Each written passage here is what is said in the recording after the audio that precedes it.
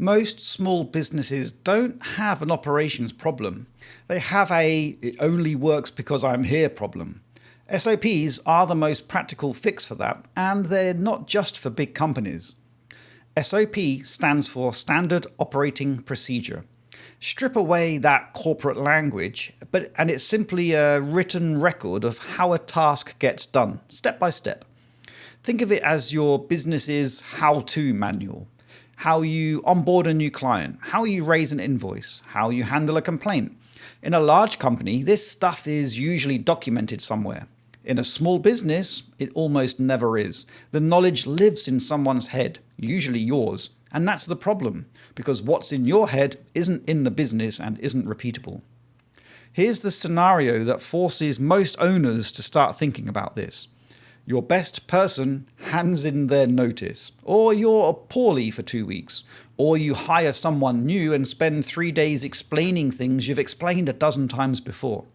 If none of that knowledge is written down, your business stalls every time a person leaves or the situation changes.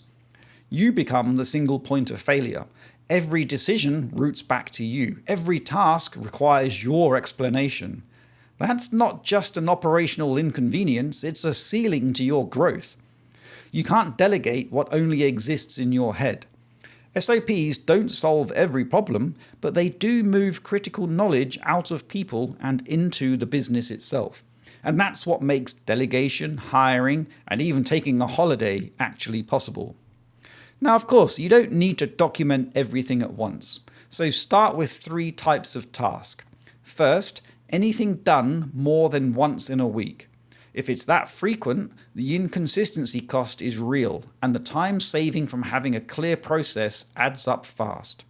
Second, anything that carries risk if it's done wrong. A client communication, a financial process, a compliance step. Third, anything you can't hand off without sitting next to someone and walking them through it every time. Those are your highest priority SOPs.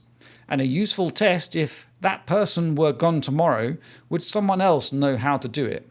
If the answer is no, get it written down. There is one caveat. An SOP documents how a process works.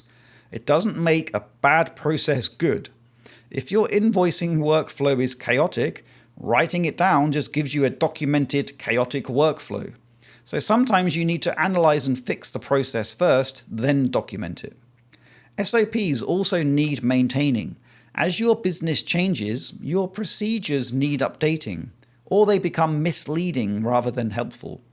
They take upfront time to write. Of course, that's a real cost, especially in a small team. The question isn't whether you can afford to write them, it's whether you can afford the next disruption without them.